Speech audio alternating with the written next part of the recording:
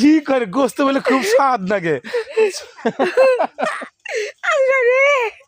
ঠিক আছে, গোস্ত স্বাদ নাকি, ভালো কথা, গোস্ত খাওয়া মনে তোমার।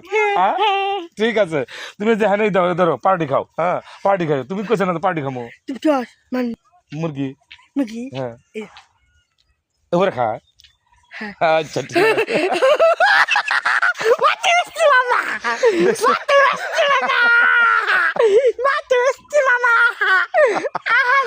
মাথা নষ্ট মামা।